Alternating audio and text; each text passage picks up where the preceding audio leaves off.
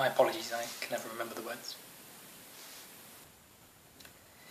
The silence was deafening, and within that silence was bred a tumult of fallen smiles and broken dreams, a masochistic melody of remiss and reprieve, a dichotomy abundant with remorse and reluctance to repair and retain a sense of respect and righteousness for oneself.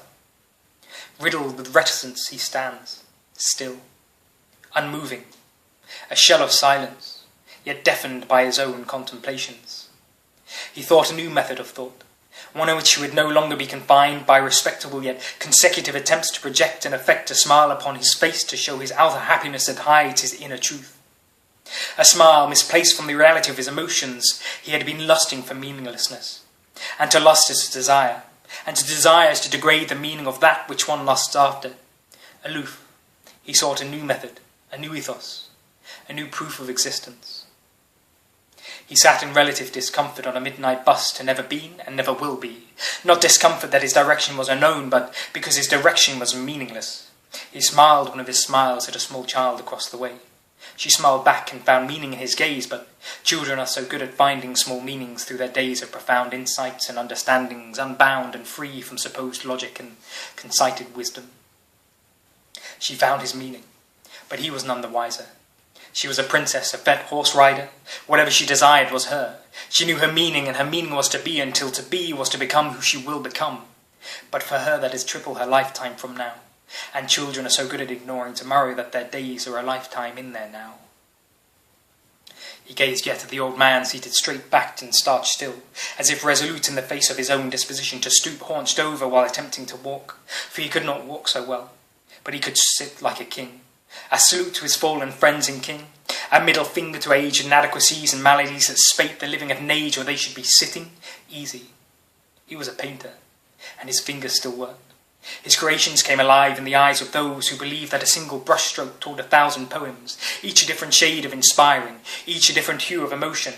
He knew his meaning, for he was an artisan of emotion, an artisan of inspiration, and his meaning was to inspire emotion in the eyes of those who are blind to their own significance.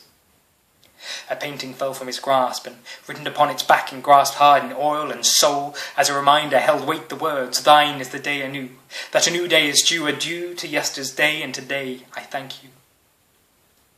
Thought the man with a false smile how true these words, but a trial to be free from the past and to live a meaningful now. His decision was final. Cursed be the time that was, but thank you for the memories, and today I thank thee for offering me a tomorrow where our memories can merge to form myself. He felt his meaning. He gazed at the team with an apparent comatose pretense about himself, headphones on with a contented smile, and certainly a pretense, for he was not comatose, but within an experience. He was silence, deafening. He was a Zen melody, completely unkempt and immovably resonant. He had no thoughts, no desire. He allowed himself to be pure vibration, glazed vision of exaltation. He was experiencing experience. He was listening to the melodies that defined his self, that defined who he is and was and who he is destined to become. Melodies of himself in unison with the movements through space and time, yet he moves not. Still and quiescent to the unknowing eye, he is that silent sound, manifest. He is defined in that moment, defined as a sine wave slowly pulsing the melodies within his thoughts, pulsing as a heartbeat within his contemplations. He is his own heartbeat, concaved and convexed in form, a persistent repetition of ascending beats and descending echoes, a feedback loop of know thyself. He knows his meaning.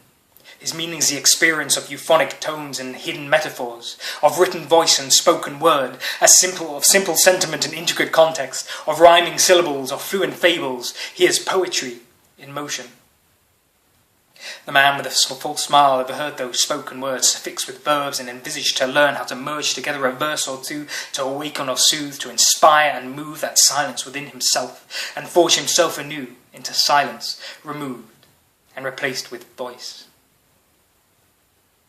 And from within him emerged forth words of awakened remorse, a new chapter of thoughts, a new sentence forced upon himself. He knew his meaning, for he was a poet.